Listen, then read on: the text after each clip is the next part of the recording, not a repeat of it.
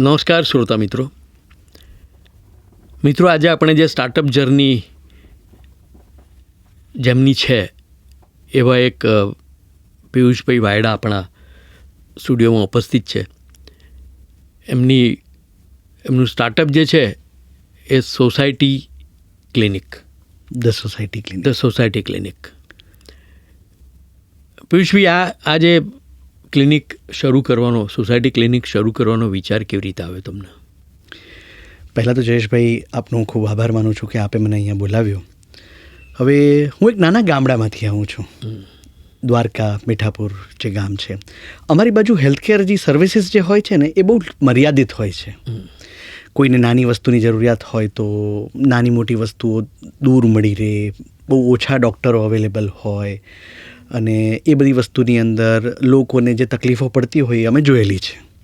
જ્યારે હું અમદાવાદમાં ભણવા માટે આવ્યો, જુવાનીની અંદર તો કોઈ હેલ્થકેરની તકલીફો ઓછી હોય, પણ જ્યારે હું મારા કેરિયરમાં આવ્યો અને મારા કેરિયરના ઉત્તરાર્ધમાં એટલે 2017-18માં મેં જ્યારે સિનિયર સિટીઝન પર કામ કરવાનું શરૂ કર્યું, એ પછી મને અંદાજ આવ્યો કે સિનિયર સિટીઝનને ઉંમરની સાથે સાથે નાની નાની તકલીફો સતત રહેતી હોય છે.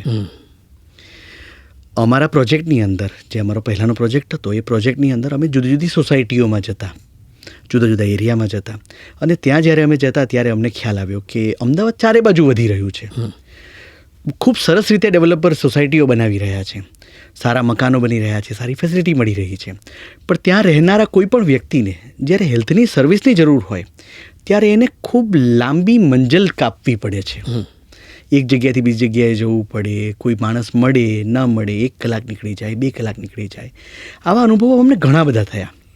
ત્યારે અમને અંદાજ આવ્યો કે કેમ એવું કોઈ વસ્તુ ન બને કે જેની અંદર હેલ્થકેર સર્વિસીસ એમના ઘર આંગણે જ હોય. બરાબર છે. એટલે એ વસ્તુ માટે અમે જ્યારે અમારો ડેટા સર્ચ કર્યો, અમે જ્યારે લોકો સાથે મળીને વાત કરવાની શરૂ કરી, ત્યારે અમને ખ્યાલ આવ્યો કે સોસાયટીઓ, જે મોટી મોટી સોસાયટીઓ બની રહી છે, સોસાયટીનું મેનેજમેન્ટ હોય કે ડેવલપર હોય, એ બધા ઘણા જ આગળ વિચારી રહ્યા છે. અને એમની સાથે મળીને અમે એવું નક્કી કર્યું કે એક એવું સેટઅપ બનાવીએ કે જે સેટઅપ ત્યાંના લોકો માટે કોઈ પણ પ્રકારનું નાનું પ્રાઇમરી કેરથી લઈને ઇમરજન્સી કેર સુધીની વસ્તુઓને તે લોકો સુધી ત્યાં જ પહોંચાડી શકે, સોસાયટીની અંદર જ પહોંચાડી શકે.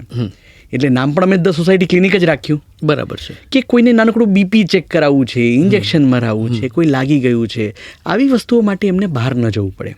એ મોડલને અમે 2021-22ની અંદર એક પાયલટ પ્રોજેક્ટ તરીકે શરૂ કર્યું. અચ્છા. કોવિડ સમય દરમિયાન પણ અમે એક પ્રોજેક્ટમાં હતા, અને ત્યાં અમે લોકોને ખૂબ મદદ કરી, લોકોના ખૂબ આશીર્વાદ મળ્યા અમને. અને પછી અમને એવું લાગ્યું કે આ મોડલને સારી રીતે વિકસાવી શકાય છે. બરાબર છે. એટલે અમે અમારી ટીમની સાથે રહીને આને એક પ્રોપર ઓર્ગેનાઇઝ સ્વરૂપ આપ્યું. અચ્છા. અને ત્યારે જન્મ થયો ધ સોસાયટી ક્લિનિકનો. બરાબર છે. એટલે આમ જોવા જઈએ તો તમે જે નામ રાખ્યું છે એ પોતાપણાની લાગણી કરાવે કે આપણું છે આ. ચોક્કસ. એ જે વાત છે એ એમાં છે. પિયુષભાઈ, એક સવાલ એવો થાય કે આ જે વિચાર છે, હાજી, એ એમાં સર્વિસીસ કઈ આપો છો તમે? ઓકે, બહુ સરસ સવાલ છે. ભલે નામ ક્લિનિકનું છે, એટલે ક્લિનિકને લગતી મેડિકલ સેવાઓ તો બધી જ આવવાની છે. અમારો પ્રાઇમરી ગોલ એવો રહે છે કે પ્રાઇમરી કેર મળે. પ્રાઇમરી કેર એ બહુ મોટો સબ્જેક્ટ છે. પ્રાઇમરી કેરની અંદર કોઈને તાવ, શરદી, ઉધરસ આવતા હોય એની પણ દવાઓ હોય છે, એના માટે ડૉક્ટરની સારવાર પણ હોય છે.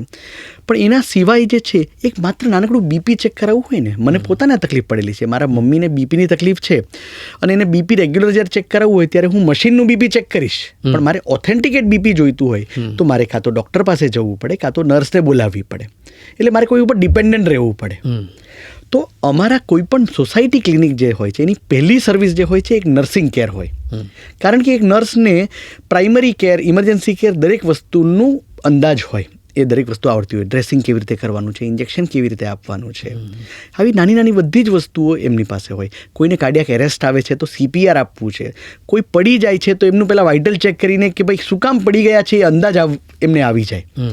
જ્યારે આપણા જેવા લોકોને કેવું હોય કે જે લોકો મેડિકલથી અજાણ હોય, કોઈને બીપીને કારણે પડી ગયા હોય તો પણ એને અંદાજ ના આવે કે આને પ્રોબ્લેમ શું થયો છે, જ્યાં સુધી 108 ના આવે ત્યાં સુધી. બરાબર. ઘણી વખત એવી વસ્તુઓ ફેટલ પણ બનતી છે. તો અમારી સર્વિસીસની અંદર સૌથી પહેલું અને સૌથી મહત્વનું નર્સિંગ સર્વિસ હોય. અચ્છા. કે નાનામાં નાની નર્સિંગ કેર, બીપી ચેક કરવું, શુગર ચેક કરવું, ડ્રેસિંગ કરવું, ઇન્જેક્શન આપવું, હોસ્પિટલથી પાછા આવ્યા પછી બોટલ ચડાવવી, વડીલોને એનીમાં આપવો, ડૉક્ટરે કીધું એ પ્રમાણે ટ્રીટમેન્ટ આપવી, આ બધી જ સર્વિસીસ એની અંદર હોય. ઇમરજન્સી કેર ઉપચારની અંદર ઇમરજન્સીમાં લાગી ગયું છે, કાર્ડિયાક એરેસ્ટ આવ્યો છે, કોઈને શુગર ડાઉન થઈ ગયું છે, પડી ગયા છે, ને બળી ગયા કોઈ રસોઈ કરતાં આવી કોઈ પણ વસ્તુમાં એમને સપોર્ટ મળે. એના પછી ફિઝિયોથેરાપી. આજે ફિઝિયોથેરાપીની જરૂરિયાત સ્ત્રીઓ હોય, વડીલો હોય કે આપણા કામ કરતા માણસ હોય, બધાને હોય. અચ્છા, રિહેબિલિટેશન જે કહેવાય, બરાબર. હવે એના માટે પણ એમને બહાર જવું પડે. એની જગ્યાએ સોસાયટી ક્લિનિકમાં ફિઝિયોથેરાપિસ્ટ રેગ્યુલર આવે તો સોસાયટીની અંદર ને અંદર જ એમને મળી જાય ફેસિલિટી. બરાબર છે. બરાબર. પછી લેબોરેટરીની સર્વિસીસ હોય કે બહાર ન જવું પડે એમને. અમદાવાદની સારામાં સારી લેબોરેટરી હોય, ઇન્ડિયાની સારામાં સારી લેબોરેટરી હોય, બધી અંદર ને અંદર જ મળી જાય. પછી સોસાયટીમાં રહેતા ડૉક્ટરો હોય કે બહારથી ડૉક્ટરો હોય એ પણ રેગ્યુલર વિઝિટ કરે. રાત્રે 12 વાગે પણ જ્યારે એમને જરૂર પડે ત્યારે ડૉક્ટર ટેલિકન્સલ્ટેશનથી અવેલેબલ હોય. અમારા એવા કિસ્સાઓ પણ બન્યા છે કે 2 વાગે ડૉક્ટરે તરત જ 5 મિનિટની અંદર એમને દવાઓ આપી દીધી હોય, ટ્રીટમેન્ટ આપી દીધી હોય. તો 24 કલાક ડૉક્ટર પણ અવેલેબલ હોય. અને સૌથી સારામાં સારી વસ્તુ એ છે કે આ 24 કલાક માટેનું છે. હા, હેલ્થકેરની ઇમરજન્સી અથવા હેલ્થકેરની જરૂરિયાત ક્યારેય પણ પડી શકે. આ 9 થી 7ની નોકરી નથી. બરાબર. એટલે જુદી જુદી બધી જ સર્વિસ હોય. અને ધારો કે એ જે આખું જે કોમ્પ્લેક્સમાં રહે, એટલે જે ટાવર્સમાં લોકો રહે છે, તો કોને ક્યારે શું થશે એની કોઈ એ નથી હોતી, સમય નક્કી નથી હોતો. સમય નથી રહેતો. એમાં આ તમે જે સર્વિસ આપો છો એ ખૂબ સરસ રહે. હવે ઇન્ફ્રાસ્ટ્રક્ચરની વાત કરીએ તો તમે આ કેવી રીતે પ્રોવાઈડ કરો? તો કે એક સોસાયટીમાં તમે જાઓ તો સોસાયટીએ શું કરવાનું રહે? ઓકે, હવે સોસાયટીમાં આપ જેમ જાણતા હશો, અને અત્યારે બધી સોસાયટી જુદા જુદા એમ્યુનિટી રૂમ બનાવે છે. એમની પાસે ઘણી બધી જગ્યા હોય છે જે આપણા માટે એમ્યુનિટી રૂમ બનાવે. કોઈ સ્પોર્ટ્સનો રૂમ હોય, કોઈ લાઇબ્રેરી હોય, કોઈ જીમ હોય, આવી બધી ક્લબ હાઉસ હોય, આવી ઘણી બધી વસ્તુઓ હોય. એમની પાસે પોતાની જગ્યા હોય જ છે. અમે સોસાયટીને એટલું કહીએ કે તમારે એક ઇન્ફ્રાસ્ટ્રક્ચર તૈયાર રાખવાનું છે. નોર્મલી 200 સ્ક્વેર ફીટ જેટલું, એટલે એક સારો મોટો રૂમ હોય એટલું ઇન્ફ્રાસ્ટ્રક્ચર હોય, જેની અંદર પેશન્ટ સૂઈ શકે એના માટેના બેડ પણ હોય, ડૉક્ટર ચેક કરી શકે એના માટેના બેડ પણ હોય, અને બેઝિક બધી વ્યવસ્થાઓ હોય. એટલે સોસાયટી પાસે નોર્મલી આવી જગ્યાઓ હોય જ છે. બરાબર. એ સોસાયટી પોતાની જગ્યાઓની અંદરથી એડજસ્ટમેન્ટ કરીને અમને એક જગ્યા આપે અને અમારા માટેનું જે બેઝિક ઇન્ફ્રાસ્ટ્રક્ચર હોય એ તૈયાર કરીને આપે, કે જેની અંદર ક્યારેય પણ પેશન્ટ આવે તો એ આવી શકે. અને કનેક્ટિવિટી સોસાયટીની અંદર જ છે, જેને કારણે શું છે કે લોકો તરત જ ચાલીને આવી શકે, તરત જ આવી શકે. બરાબર છે. બરાબર. એટલે એક ઇન્ફ્રાસ્ટ્રક્ચર દરેક સોસાયટી પાસે તૈયાર હોય જ છે. હા, જૂની સોસાયટીઓ પાસે અત્યારે થોડી તકલીફ છે, પણ નવી જેટલી બની રહી છે એ બધી સોસાયટીઓ બધી જ એમ્યુનિટી બનાવી રહી છે. બરાબર છે. અચ્છા, હવે ધારો કે આના માટેની ટીમ તમારી બિલકુલ એ ખૂબ અગત્યની. બિલકુલ. એ તમે કેવી રીતે તૈયાર કરી છે? ટીમ હોવી અને સારી ટીમ હોવી એક સારા નસીબની વાત છે. અને કોઈ પણ કામ હોય જે નાનાથી મોટું કરવાનું છે એની અંદર ટીમ બહુ જ મહત્ત્વની હોય છે. અમારા ટીમની અંદર જુદું જુદું, અમે પહેલેથી છે ને પ્રોસેસ ડ્રિવન કંપની છીએ, એટલે અમારી પાસે જુદા જુદા ડિપાર્ટમેન્ટ, જુદી જુદી ટીમ્સ છે. ફોર્ચ્યુનેટલી અમારું ઓપરેશન્સ અને ફાઇનાન્સ જે છે એ અમારા કોફાઉન્ડર અને મારા લાઈફના કોફાઉન્ડર મારા વાઈફ વિભૂતિ જ સંભાળે છે. વર્ષોથી મારી સાથે છે અને બહુ સારી રીતે એ અમારું ઓપરેશન્સ જોઈ રહ્યા છે. અમારામાં રિક્રુટમેન્ટ, નર્સિંગ રિક્રુટમેન્ટ, ડૉક્ટર્સની સાથેનું ડીલિંગ, ફિઝિયોથેરાપિસ્ટનું રિક્રુટમેન્ટ એક બહુ મહત્ત્વનું છે. એટલે અમારું એક HR ડિપાર્ટમેન્ટ છે. HR ડિપાર્ટમેન્ટની અંદર અમારી સાથે ધ્રુવીલ કરીને એક છોકરો છે જે વર્ષોથી HR બહુ સરસ રીતે સંભાળી રહ્યો છે. લોકોનું રિક્રુટમેન્ટથી લઈને કન્ટિન્યુઅસ ટ્રેનિંગ અને એ બધી વસ્તુઓ જોઈ રહ્યો છે. પછી અમારી પાસે એક સર્વિસ ડિવિઝન છે કે સર્વિસ ડિવિઝનની અંદર અમારી જેટલી સર્વિસીસ હોય એ સર્વિસીસ કન્ટિન્યુઅસ જતી રહે, એમનું મોનિટરિંગ થાય અને સર્વિસ સ્ટાન્ડર્ડ્સ મેન્ટેન થાય. તો એમાં અમારી પાસે એક સારો વ્યક્તિ છે, કુણાલ કરીને છોકરો છે. એના સિવાય અમારી જેટલી નર્સિસ હોય, નર્સિસને ટ્રેન કરવી, નર્સિસ ઉપર કન્ટિન્યુઅસ મોનિટરિંગ રાખવું, એ બધી વસ્તુઓ છે. અમારું એક કોલાબરેશન ડિપાર્ટમેન્ટ છે કે જે જુદા જુદા હોસ્પિટલ સાથે, ડૉક્ટર્સ સાથે, મેડિકલ સર્વિસીસ પ્રોવાઈડ કરનારા લોકો સાથે એ કોલાબરેશન કરતા હોય તો એ કોલાબરેશન ડિપાર્ટમેન્ટ છે. એટલે જુદા જુદા ઘણા બધા ડિપાર્ટમેન્ટ્સ એવી રીતે છે કે જે અમે અત્યારે બનાવેલા છે, અને વિથ અ વિઝન કે કાલ સવારે ઉઠીને અમે એક મોટા બનીએ, અમે નેશનલ લેવલ પર જઈએ, તો ત્યારે સુધી અમારી પાસે બધા ડિપાર્ટમેન્ટ મોટા થતા જાય એ છે. રિસન્ટલી અમે અમારું ટેકનોલોજી ડિપાર્ટમેન્ટ બનાવ્યું, કારણ કે ટેકનોલોજી બહુ જ મહત્ત્વની છે. તો અમારી પાસે એક અમારું ટેકનોલોજી ડિપાર્ટમેન્ટ બનાવ્યું છે, એમાં બહુ સિનિયર વ્યક્તિને અમે હાયર કરેલા છે, અમારી સાથે છે. તો દેર આર વેરિયસ ડિપાર્ટમેન્ટ્સ કે જે સારી રીતે આ બધું કરી રહ્યા છે. ના, એટલે બહુ ઓર્ગેનાઇઝ વેમાં તમે આગળ વધી રહ્યા છો. ચોક્કસ. બરાબર છે. હવે ડૉક્ટર્સનો સપોર્ટ કેવો છે? કારણ કે ઘણી બધી વાર એમણે એ જે સેવા આપવાની છે એ એમનો સમય ક્યાંકથી કાઢીને તમને આપવાની છે, તો એમનો સહકાર કેવો રહી રહ્યો તમને? બહુ જ સારો રહ્યો છે. અને ફરીથી એવું કહીએ કે હેલ્થકેરના મૂળમાં સેવા છે. ડૉક્ટર્સના મૂળમાં પણ સેવા છે. હવે અમારી સાથે જેટલા ડૉક્ટર્સ જોડાયેલા છે તે લોકો જુદા જુદા ફિલ્ડમાં હોઈ શકે છે. કોઈ ઓર્થોપેડિક હોઈ શકે છે, કોઈ ન્યુરો હોઈ શકે છે, કોઈ જનરલ ફિઝિશિયન હોઈ શકે છે.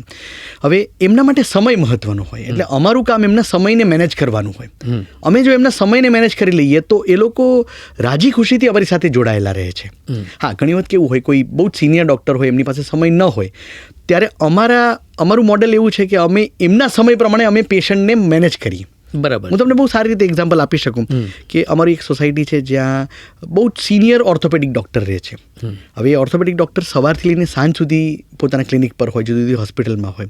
હવે જ્યારે સોસાયટીના કોઈ વ્યક્તિને એમની એપોઇન્ટમેન્ટ જોઈતી હોય તો અમે જ્યારે એમને ડૉક્ટરને પૂછીએ ત્યારે સાહેબ અમને એવું કહે કે હું બપોર 2 વાગે જમવા આવી રહ્યો છું, તમે એમને બોલાવી લો ને. બરાબર છે. રાઈટ. તો ડૉક્ટર સાહેબનો સમય બચી જાય, પેશન્ટનો સમય બચી જાય. હા. એટલે આવી રીતે કેવું થાય કે ડૉક્ટર્સને પણ આ વસ્તુની અંદર બહુ જ પેલું છે કે આ મોડલ અમારા માટે ઘણું જ ઉપયોગી છે. બરાબર છે. રાત્રે 2 વાગે ડૉક્ટર શું કામ એમ કહે છે કે અમે તૈયાર છીએ? ઘણા બધા ડૉક્ટર્સ છે અને ડૉક્ટર્સ એવું કહે છે કે આ મોડલ એવું છે કે અમે કોઈનો જીવ બચાવી શકીએ. રાત્રે 2 વાગે પેલું શું આવે, અમારે દોડવું નથી પડતું. તમારા નર્સ ત્યાં બેસેલા છે, અમને ફોન કરે છે, અમારે દોડવું નથી પડતું. પણ જો અમે એક વ્યક્તિનો જીવ બચાવી શકીએ, એ વ્યક્તિને મેડિકલ ઇમરજન્સીની અંદર સપોર્ટ કરી શકીએ તો એ અમારા માટે બહુ સારી વસ્તુ છે. એટલે અત્યાર સુધી ટચવુડ એવું કહીએ કે અમારા પાસે ડૉક્ટર્સ, ઘણા સારા ડૉક્ટર્સ આવ્યા છે અને એમનો સપોર્ટ અમારા માટે ઘણો સારો છે. બરાબર છે. હવે તમારી જર્ની લગભગ 3, 4, 5 વર્ષની થઈ, બરાબર છે. એક્સપિરિયન્સીસ કેવા રહ્યા તમને? મિક્સ એક્સપિરિયન્સ છે, પણ મિક્સ એક્સપિરિયન્સની અંદર સારા અનુભવો ઘણા જ છે. અચ્છા.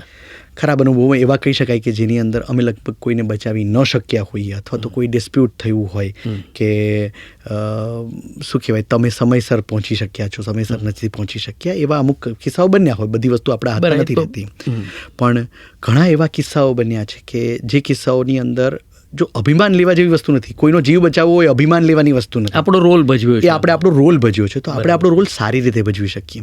અમારી એક સોસાયટીની અંદર દિવાળીના સમયે આગ લાગેલી હતી. બહુ ચર્ચિત કિસ્સો છે, ન્યૂઝપેપરમાં આવ્યું હતું. આગ લાગેલી હતી. અમારી આખી ટીમ ત્યાં તરત જ 1/2 કલાકમાં ત્યાં અવેલેબલ હતી. અમારા ડૉક્ટર્સ 1/2 કલાકમાં ત્યાં અવેલેબલ હતા.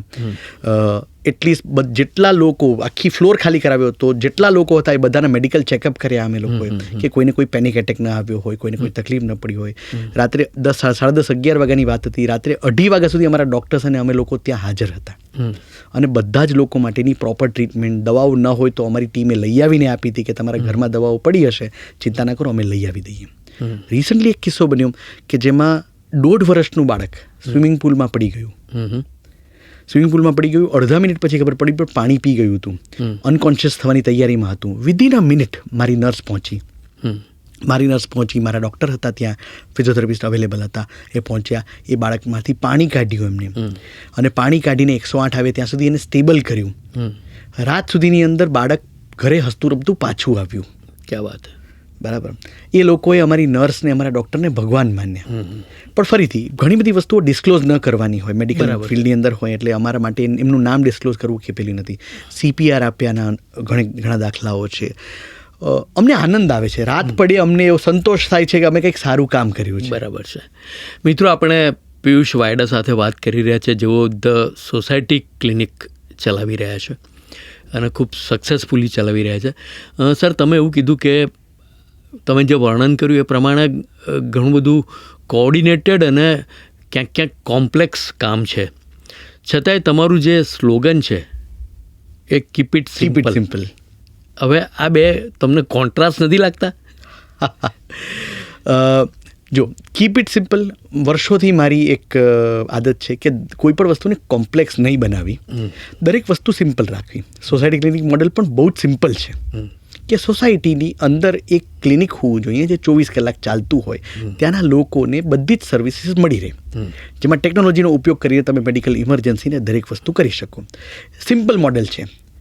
હવે અમારી સર્વિસીસ પણ સિમ્પલ છે કે આટલી સર્વિસીસ અમે લોકો આપીએ છીએ.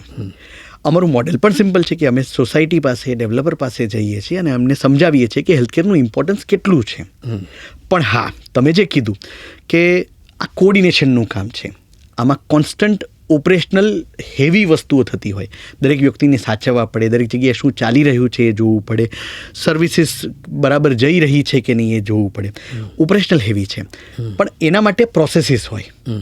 દરેક ઓપરેશન્સને સ્મૂથ કરવા માટેની પ્રોસેસીસ હોય જે અમારા પાયામાં છે.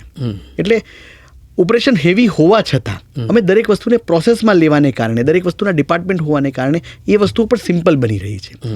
અને સાથે કેવું છે કે અમે અમારા મોડેલને, અમે અમારી સર્વિસીસને જે પ્રમાણે સિમ્પલ રાખીએ છીએ. મારે તમારી સાથે પણ વાત કરવી છે તો હું તમને સમજાવી શકું છું, કોઈ પણ વ્યક્તિને સમજાવી શકું છું કે ભાઈ અમે કશું નથી કરતા નવું, અમે કોઈ મોટા અલ્ગોરિધમ નથી બનાવી રહ્યા, અમે માત્ર એટલું જ કરી રહ્યા છીએ કે તમને જ્યારે જરૂર પડે છે એ સમયે અમે તમારી પાસે હાજર છીએ.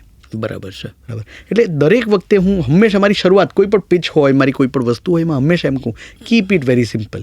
દરેક વસ્તુને જેટલી બને એટલી સરળ રાખો, લોકો સમજી શકે, લોકો તમારી પાસે આવી શકે. બરાબર છે.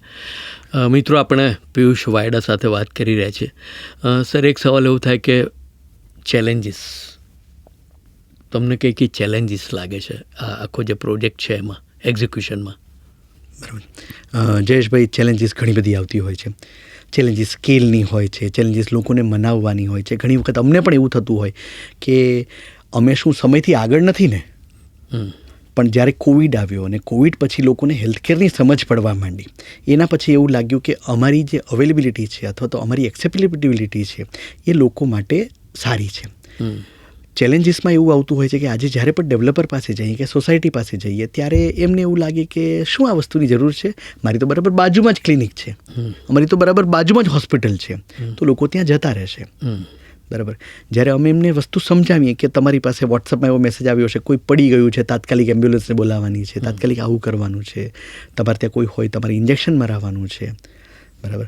આવી વસ્તુઓની તમારી ત્યાં જરૂર છે. તમે જીમ બનાવી રાખ્યું છે, જીમની અંદર 10 જ લોકો આવે છે. આખા વર્ષમાં જીમની અંદર બોડી સરસ બનાવશે, પણ આખા વર્ષમાં એક વ્યક્તિનો જીવ જો આ સેન્ટરને કારણે બચશે તો એ તમારા માટે કેટલી મોટી ઉપલબ્ધિ છે. બરાબર. લોકોને સમજાવવું આ વસ્તુઓ, લોકોને મળવું, ડેવલપરને સમજાવવું, એ બધી વસ્તુ અમારા માટે ચેલેન્જ હતી. અત્યારે અમારા માટે એક સિલ્વર લાઇનિંગ એવી છે, અથવા તો અમારા માટે એક પોઝિટિવ વસ્તુ એ છે કે ધીરે ધીરે કરીને અમદાવાદના ડેવલપર ઘણા જ વિકસિત બની રહ્યા છે, એ ઓપન માઇન્ડેડ બની રહ્યા છે. શરૂઆતથી જ એ લોકો મેડિકલ રૂમ રાખી રહ્યા છે, મેડિકલ સેન્ટર્સ બનાવી રહ્યા છે. એટલે અમદાવાદના જે સારા ડેવલપર્સ કહી શકાય, શિવાલિક ગ્રુપ છે, શિલ્પ ગ્રુપ છે, બકેરી છે, અજય શ્રીધર છે, કવિશા છે, ઘણા બધા સારા ગ્રુપ્સ જેટલા છે, અવિરત છે, બ્રિલિયા છે, આ બધા જ ગ્રુપ જે છે એ બધા ગ્રુપ અમારી સાથે મળીને ત્યાંના લોકો માટે આ ફેસિલિટીઝ ઊભી કરી રહ્યા છે. એટલે હવે અમને એવું લાગી રહ્યું છે કે આ વસ્તુનો સૂરજ ઉગ્યો.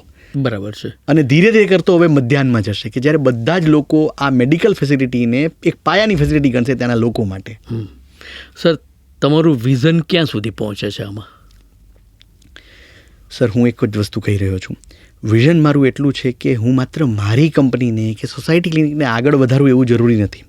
હું એવું કહી રહ્યો છું કે કોઈ પણ શહેરમાં, કોઈ પણ જગ્યાએ જ્યારે ડેવલપમેન્ટ થઈ રહ્યું છે, શહેરો વધી રહ્યા છે, ગામડાઓની અંદર હેલ્થકેરની જરૂરિયાત છે, ત્યારે અમારા જેવા અનેક લોકો ઊભા થાય અને દરેક લોકો સુધી, લાસ્ટ માઇલ સુધી હેલ્થકેરની સર્વિસીસ પહોંચાડે. એ પ્રાઇમરી કેર હોઈ શકે છે, ઇમરજન્સી કેર હોઈ શકે છે, પ્રિવેન્ટિવ કેર હોઈ શકે છે, જેમાં ટેકનોલોજી ચોક્કસથી બધાની સાથે છે. સો અમારું વિઝન એવું છે કે અમે એક એવો રસ્તો બનાવીએ કે જે રસ્તાની અંદર દરેક સિટી, એ ટિયર 1 હોય, ટિયર 2 હોય, ટિયર 3 હોય, અથવા તો રૂરલ એરિયા હોય, ત્યાં પણ આવા સેન્ટરો અથવા તો આવા સેટઅપ ઊભા થાય. બરાબર છે. આવા એન્ટરપ્રિન્યોર્સ ઊભા થાય કે જે એન્ટરપ્રિન્યોર્સ ત્યાંના લોકો માટે જુદી જુદી હેલ્થકેર ફેસિલિટી ઊભી કરે, જેને કારણે સરકાર ઉપર પણ હેલ્થકેરનું બર્ડન ઓછું આવે, હોસ્પિટલો ઉપર પણ હેલ્થકેરનું બર્ડન ઓછું આવે, અને આપણે પ્રિવેન્ટિવ હેલ્થકેરમાં એટલે હેલ્ધી ઇન્ડિયા બનાવી શકીએ. એટલે આ એકચ્યુઅલી તમારો વિચાર છે અને એ વિચાર તમે ફ્લોટ કર્યો છે. બિલકુલ. અને કોઈ પણ કરી શકે છે, અને કોઈ પણ કરી શકે છે. અમે તો ખૂબ ખુશ છીએ. અમે અર્લી એન્ટ્રન્ટ છીએ, અમે સ્ટાર્ટઅપ છીએ, અમે પણ વિચારીએ છીએ કે અમે આ વસ્તુને ચારે બાજુ લઈ જઈએ. પણ એકલા અમે બધું જ કરશું એવું જરૂરી નથી. અમારી સાથે સાથે ઘણા બધા લોકો અમારી સાથે આવી શકે છે. અમે અમારી સાથે જોડીએ પણ છીએ લોકોને. સારા ડૉક્ટર્સને જોડીએ છીએ, સારી સોસાયટીઝને જોડીએ છીએ, બધાને જોડીએ છીએ અને કહીએ છીએ કે આ જે વસ્તુ છે એ લોકો માટે કરીએ છીએ. બરાબર છે. પૈસા તો બનવાના જ છે, સારી સર્વિસ આપશો તો પૈસા બનવાના જ છે, ઇન્ડસ્ટ્રી બનવાની જ છે. પણ અત્યારે ઇન્ડસ્ટ્રી નથી, તો ધીરે ધીરે કરીને આપણે આને ઇન્ડસ્ટ્રી કેમ ન બનાવીએ? બરાબર છે. કે હેલ્ધી ઇન્ડિયા હોય. બરાબર છે. હવે વર્ષો પહેલાં એવું હતું કે ફેમિલી ડૉક્ટરવાળી જે આખી સિસ્ટમ હતી એ ચાલતી હતી બાજુમાં જ, એટલે તો કે નાનકડા વિસ્તારમાં જ હોય પણ એક ડૉક્ટર બેઠા જ હોય. બિલકુલ. હવે એ સિસ્ટમ આખી જ્યારે બદલાઈ રહી છે અને લોકોની જીવનશૈલી પણ બદલાઈ રહી છે, ત્યારે મને લાગે છે કે આ જે વિચાર છે એ ચોક્કસ આગળ વધશે. સર, એક સવાલ એવો થાય કે તમે એલજે સાથે પણ જોડાયેલા છો. બિલકુલ. એલજેનો રોલ આખી જે તમારી જર્ની છે એમાં કેવો રહ્યો? સૌથી પહેલાં તો એવું કહું કે હું જ્યારે મારા ગામડાથી અમદાવાદ આવ્યો ત્યારે મારી પહેલી કોલેજ જે હતી એલજે હતી. હા, એટલે પાયાની અંદર જે કહું, મારા ભણતરના પાયાની અંદર એલજે છે. આરજે તિબ્રવાલ અત્યારે જે જૂની એલજે વસ્ત્રાપુરમાં છે તે કોલેજ છે. પીરજાદા સાહેબ પણ હતા અને બીજા આપણા ઘણા બધા સિનિયર સાહેબો હતા. એટલે એલજે સૌથી પહેલાં મને ભણતર આપ્યું, મને વિઝન આપ્યું. એના પછી વર્ષો પછી જ્યારે મને એન્ટરપ્રિન્યોર બનવાની ઈચ્છા થઈ, જ્યારે હું નોકરીમાંથી મને એવું થયું કે મારે કંઈક કરવું જોઈએ, એન્ટરપ્રિન્યોર બનવાની ઈચ્છા થઈ અને હું સિનિયર સિટીઝન ફિલ્ડમાં જ્યારે આવ્યો ત્યારે હું સૌથી પહેલો મારો વિચાર લઈને વિરલભાઈને મળ્યો.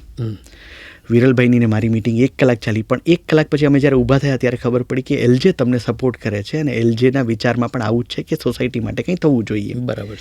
એટલે મારા પહેલા પ્રોજેક્ટને એલજે સ્વરૂપ આપ્યું, જે મારું આજે બહુ જ સરસ રીતે ચાલી રહ્યું છે અને મેં હેન્ડઓવર પણ કરી દીધું એ. બરાબર. અને બીજો પ્રોજેક્ટ જ્યારે મેં શરૂ કર્યો ત્યારે પણ હું જ્યારે એલજે પાસે આવ્યો ત્યારે એલજે મને ઇન્ક્યુબેટ કર્યો. આજે હું આ સોસાયટી ક્લિનિકનો પ્રોજેક્ટ એલજેની અંદર જે સ્ટાર્ટઅપ જે છે એમાં ઇન્ક્યુબેટ થયેલું છે અને એલજે તરફથી અમને ઘણો જ સારો સપોર્ટ મળે છે. એલજે જુદા જુદા મંચ પર અમને લઈ જાય છે અને એલજેની સાથે મળીને અમે આ બધી વસ્તુની અંદર સારા પોઈન્ટ શું છે, ખરાબ પોઈન્ટ શું છે, કઈ જગ્યાએ સુધારો કરવો જોઈએ, આવી દરેક વસ્તુઓને અમે સાથે બેસીને કરતા હોઈએ છીએ. એટલે એવું કહી શકું કે શરૂઆતથી લઈને હજી સુધી એલજે મારી સાથે રહ્યું છે અને હું એલજેનો આભારી છું અને જે એલજે સારી રીતે કરી રહ્યું છે. બરાબર છે. સર, આપણી જ્યારે ઇન્ફોર્મલ વાત થતી હતી ત્યારે તમે એક હેલ્થ ટેક્સ એવો શબ્દ વાપર્યો હતો અને મને બહુ નવો લાગ્યો. શ્રોતાઓને પણ એ નવો લાગશે. તમે એને ડિફાઇન કેવી રીતે કરો? જેવી રીતે ઇન્કમ ટેક્સ છે કે જીએસટી છે, એવી રીતે હું એક શબ્દ બોલું છું હેલ્થ ટેક્સ. હવે તમે થોડી વાર પહેલાં બોલ્યા કે ફેમિલી ડૉક્ટર હતા. આજે મારા ફેમિલી ડૉક્ટર છે અને મારા ફેમિલી ડૉક્ટર મારા ઘરથી 500 મીટરના અંતરે જ બેસે છે. મારા મમ્મીને જ્યારે તાવ આવે છે ત્યારે હું અથવા મારા પત્ની એમને હાથ પકડીને રિક્ષામાં, કારમાં એમને ત્યાં લઈ જાય છે. ત્યાં અમે લાઇનમાં બેસીએ છીએ કારણ કે ત્યાં એ બહુ બધા લોકોના ફેમિલી ડૉક્ટર છે, એટલે 10-15 લોકો પછી અમારો વારો આવે છે. એ અમને ચેક કરે છે. એમનું ચેક કરવાનો સમય 2-5 મિનિટનો જ છે. પછી એ અમને દવા આપે છે, અમે દવા લઈએ છીએ, અમે લેબોરેટરી પાસે જઈએ છીએ, ટેસ્ટ કરાવીએ છીએ, એમના રિપોર્ટ લઈને ફરીથી ડૉક્ટર પાસે જઈએ છીએ. આ બધી વસ્તુ કરવાની અંદર નોર્મલી 3 થી 4 કલાકનો સમય બગડે, જેને હું હેલ્થ ટેક્સ કહું છું. હવે આ જ વસ્તુ જ્યારે સોસાયટી ક્લિનિક સોસાયટીમાં છે અને મારા મમ્મીને તાવ આવી રહ્યો છે, એટલે શું કરશે, મારા વાઈફ એમને લઈને નીચે આવશે અથવા ફોન પર પૂછી લેશે ક્યારે આવું. બરાબર છે. એટલે વિધિન 5 મિનિટ્સ ડૉક્ટર એને ચેક કરશે. દવાઓ લેવાની છે, દવાઓ એમના ઘરે પહોંચી જશે. લેબોરેટરી ટેસ્ટ કરવાના છે, એમના ઘરે થઈ જશે. એનો રિપોર્ટ આવશે, ડૉક્ટરને મળી જશે. એમના જે 2-3-4 કલાક હતા એ ચારે બાજુ ફરવામાં નહીં જાય. એટલે એમના હું 3 કલાક બચાવી રહ્યો છું, જે એમનો હેલ્થ ટેક્સ બચાવી રહ્યો છું. નાનકડું બાળક, મારું બાળક 5 વર્ષનું છે, બગીચામાં રમે છે અને હું અત્યારે તમારી પાસે એલજેની અંદર ઇન્ટરવ્યૂ દેવા માટે આવ્યો છું અથવા તો આપણે એક ચર્ચા કરવા માટે બેસેલા છીએ. એ પડી ગયું, એને લોહી નીકળવા માંડ્યું, એટલે મારા પત્ની બી જશે અને મને ફોન પર ફોન કરશે. એટલે હું મારા બધા કામ મૂકીને ત્યાં જઈશ. વસ્તુ બહુ જ નાની હશે તો પણ મારે ત્યાં જવું પડશે. એનું ખાલી ડ્રેસિંગ જ કરવાનું છે કારણ કે બાળક રડી રહ્યો છે, તો પણ મારે જવું પડશે. તો આજે 2-3-4 કલાક મારી પત્નીના, મારા બાળકના જે બગડી રહ્યા છે એ વસ્તુને હું બચાવું છું, જેને હું હેલ્થ ટેક્સ કહું છું. સોસાયટીના પાયામાં હેલ્થ ટેક્સ બચાવવાનું છે કે જે તમને નાની નાની વસ્તુઓ માટે લાંબો સમય દેવો પડે છે, એ સમય તમારે બચી જાય, એનું એક જે કારણભૂત બને છે એ સોસાયટી ક્લિનિક બને છે. બરાબર છે. એક સવાલ એવો થાય સર કે ઘણું બધું અત્યારે ચેન્જ થઈ રહ્યું છે, બરાબર છે. આ તમને લાગે છે કે આ થોડીક માનસિકતા બદલવાવાળો પણ કન્સેપ્ટ છે? લોકોની માનસિકતા બદલવી જોઈએ એમણે, અને નવી પરિસ્થિતિને અનુરૂપ થવું જોઈએ એવું તમને લાગે છે? ચોક્કસ લાગે છે. અને જે પ્રમાણે અમે જોઈએ છીએ, મારી પાસે રોજ કોઈને કોઈ ડેટા આવતો હોય, અમે રોજ કોઈને કોઈ સાથે વાત કરતા હોઈએ. આજે મારા આવા 11 સેન્ટર છે. ધીમે ધીમે કરતાં અમે 11 સેન્ટર પર પહોંચ્યા છીએ. જ્યારે હું લોકોને મળું છું, જ્યારે લોકો નાની નાની વસ્તુઓ માટે મારા પાસે આવે છે, એ સમયે અમને ખ્યાલ આવે છે કે એમને આ વસ્તુની ચોક્કસથી જરૂરિયાત હતી પણ મળતી નથી, અથવા તો આવો વિચાર કોઈને ત્યારે નહોતો આવ્યો. હું જ્યારે ડેવલપરને મળું છું, હું સારા મોટા ડેવલપરને મળું છું કે જે લોકો અમદાવાદના નામી ડેવલપર છે, જ્યારે એ લોકોને મળીએ છીએ અને જ્યારે આ વસ્તુની ચર્ચા કરીએ છીએ ત્યારે પણ એવું લાગે છે કે એમના વિઝનમાં આ વસ્તુ હતી જ, માત્ર એ જોતા હતા કે ભાઈ વાયર કઈ જગ્યાએ ભેગો થશે જેને કારણે આ થશે. બરાબર છે. ડૉક્ટર્સને જ્યારે અમે મળીએ છીએ ત્યારે ડૉક્ટર્સ પણ એવું કહી રહ્યા છે કે હા ચોક્કસથી હું તમારી સોસાયટીની બાજુમાં જ છું, પણ એવું થાય છે કે તમારી સોસાયટીની અંદરથી ઘણા બધા લોકોને નથી ખબર કે અમે અહીંયા બેસેલા છીએ. બરાબર. પણ તમારા કારણે અમે એ લોકો સુધી પહોંચી શકીએ છીએ અથવા તો એ લોકો અમારા સુધી પહોંચી શકે છે અને લોકોને આપણે હેલ્થકેરમાં સપોર્ટ કરી શકીએ છીએ. એટલે ચારે બાજુની ઇકોનોમી, માત્ર અમે નહીં, લોકો જે સેવા લઈ રહ્યા છે, ડૉક્ટર્સ કે જે સેવા આપી રહ્યા છે, સોસાયટી કે જે બિલ્ડર્સ જે છે એ ઇન્ટરમીડિયરી બની રહ્યા છે, આ બધા જ જે પેરામીટર્સની અંદર જે લોકો ફિટ થાય છે, બધાને એવું લાગી રહ્યું છે કે કંઈક ચેન્જ થઈ રહ્યું છે. બરાબર. અને આ વસ્તુ હવે સતત મળતા રહેવી જોઈએ. બરાબર છે. અને આમ તો એવું પણ છે ને સર કે ધારો કે જે પ્રોજેક્ટ્સ બહાર પડે છે નવા, એમાં એ લોકો નંબર ઓફ ફેસિલિટીઝ ગણાવે છે કે ભાઈ આ પ્રોજેક્ટ છે એમાં આટલી ફેસિલિટીઝ છે રેસિડેન્શિયલ પ્રોજેક્ટમાં. બરાબર છે. તો એમાં એકનો વધારો અને જરૂરી છે એનો વધારો. બિલકુલ બરાબર છે. હું કાયમ એવું કહું છું, મારા ઘણા બધા ટેગલાઇન્સ હોય છે, એની એક બીજી ટેગલાઇન આ પણ છે કે healthcare is the new luxury. આજની તારીખે મેં એવા ઘણી બધી સોસાયટી જોઈ છે કે જ્યાં 50 એમ્યુનિટીઝ છે, ખૂબ લક્ઝરી એમ્યુનિટીઝ છે. અમે એવું કહીએ છીએ કે જો માત્ર તમને એમ્યુનિટી જોવા જાઓ છો, તમે લક્ઝરી એમ્યુનિટીઝ આપો છો, પણ કોઈ એવી વ્યક્તિને સ્ટોન પેઇન જ્યારે થશે ને અને જ્યારે તડફડિયા મારતો હશે અને એને માત્ર ઇન્જેક્શન આપવાથી એને જો સારું થઈ જશે તો એ લક્ઝરી છે. અને એ વખતે એને પેલી 50માંની એક પણ લક્ઝરી યાદ નહીં આવે. એટલે અમે હંમેશા કહીએ છીએ કે healthcare is the new luxury. જેને કારણે તમે આજે જ્યારે પણ નવી સ્કીમ બનાવી રહ્યા છો, નવી સોસાયટીમાં રહેવા જઈ રહ્યા છો, ત્યારે શું તમે એ જુઓ છો કે ત્યાં હેલ્થકેર અવેલેબલ છે? માત્ર હેલ્થકેર રૂમ છે એનાથી કશું નથી થવાનું, પણ શું ત્યાં 24 કલાક હેલ્થકેર અવેલેબલ છે? ત્યાં શું સોસાયટી ક્લિનિક અથવા તો એવું કોઈ પણ મોડલ છે કે જે તમને હેલ્થકેરમાં સપોર્ટ કરશે, પ્રાઇમરી કેર આપશે, ઇમરજન્સી કેર આપશે? સર છેલ્લો સવાલ કરી દઉં, પર્સનલ છે આ. હાજી. તમને સંતોષ કેવો થાય છે? મેં તમને પહેલાં પણ કીધું, રાત્રે જ્યારે સૂતા હોઈએ છીએ, જ્યારે સૂવા જઈએ છીએ, ત્યારે એવું થાય છે કે અમે કંઈક સારું કામ કરીએ છીએ. આજે વડીલો હોય કે જેને આપણે સપોર્ટ કર્યો છે, જે સ્ત્રીઓ હોય, લેડીઝ હોય, બાળકો હોય કે આજે યંગ એજના લોકો હોય, આજે તમે એને કોઈને કોઈ રીતે એક સપોર્ટ કર્યો છે અને જ્યારે તમને એવો મેસેજ આવે છે કે જ્યારે તમારા કારણે અમારે આજે આ સારું થયું, થેન્ક યુ, તમે આ વસ્તુ રાખી છે ને જેને કારણે થયું, જ્યારે મળીએ છીએ ને ત્યારે લોકો કહે છે કે આ અમને બહુ કામ આવે છે, ત્યારે એવું થાય છે કે પૈસા ગૌણ છે, પણ કોઈ માણસ ત્યારે તમારી સાથે ઊભીને એવી વાત કરે છે કે જો તમે છો અને મને આ ફાયદો થયો, ત્યારે જે આનંદ થાય છે ને એ કોઈ જગ્યાએ લખી શકાય, કોઈ જગ્યાએ બોલી શકાય એવું નથી હોતું. અને એની સાથે સર એવું પણ હશે કે જે લોકો ધારો કે એક્સપ્રેસ નથી કરતા, પણ એક ફિલિંગ, એક લાગણી અંદર છે કે મારું જે કુટુંબ છે, હું જોબ પર છું પણ મારું કુટુંબ છે એ સેફ છે. એકદમ સાચી વાત છે. એટલે એ જે લાગણી છે ને એ એને ઘણા બધા પેલા બાકીના માનસિક જે ત્રાસો છે એનાથી બચાવે છે. અમારા એક ડેવલપર એવી વાત કરી હતી અમને કે જ્યારે એમના નવા કસ્ટમરને એવી ખ્યાલ આવ્યો કે આ જગ્યાએ 24/7 હેલ્થકેર સેન્ટર છે, એમણે બીજી કોઈ પણ જગ્યાએ જોવાનું માંડી વાળ્યું અને એમને ત્યાં ફ્લેટ લીધો કે ભાઈ હું નહીં હોઉં, મારા મમ્મી પપ્પા અહીંયા રહેતા હશે તો એમની ધ્યાન રાખવાની જે જવાબદારી છે એ આ સેન્ટર લઈ લેશે. બરાબર છે. સર, સમાપનમાં તમે અમારા જે સ્ટુડન્ટ્સ છે એમાં ઘણા બધા સ્ટાર્ટઅપ સાથે જોડાયેલા પણ છે, ઘણા ઈચ્છુક પણ છે, એ લોકોને તમે શું સંદેશ આપો? જો મારા સંદેશામાં એક વસ્તુ ચોક્કસથી હોય છે, કોઈ પણ કામ કરો, પૈસા મળશે, પૈસા ગૌણ વસ્તુ છે.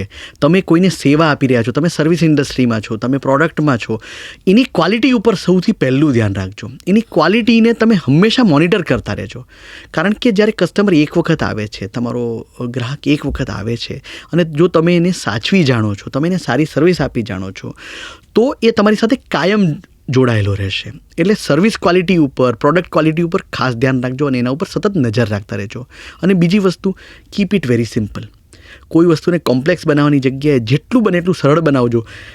છેલ્લો વ્યક્તિ પણ તમને સમજી શકે, તમારા ઇન્વેસ્ટર પણ તમને સમજી શકે, તમારા મેન્ટર પણ તમને સમજી શકે, તમારી સોસાયટી પણ તમને સમજી શકે. બસ હું નોર્મલી આટલી જ વસ્તુ કહેતો હોઉં છું. ખૂબ સરસ પિયુષ સર કે તમે જે વાત કરી તમારી જર્નીની અને તમારી આઈડિયોલોજીની, અને તમે જે કન્સેપ્ટ સાથે આગળ વધી રહ્યા છો, એલજે રેડિયો વતી આપને શુભેચ્છા કે તમે આમાં ખૂબ આગળ વધો અને સમાજમાં એક નવું સ્થાન ઊભું કરો તમારું. જયેશભાઈ, આપનો પણ ખૂબ ખૂબ આભાર કે આપે મને અત્યારે અહીંયા બોલાવ્યો અને અમે જે વસ્તુની શરૂઆત કરી છે એ વસ્તુને સ્પ્રેડ કરવામાં આપ અમને જે મદદરૂપ થઈ રહ્યા છો એના માટે આપનો અને એલજેનો ખૂબ ખૂબ આભાર. Thank you sir. Thank you.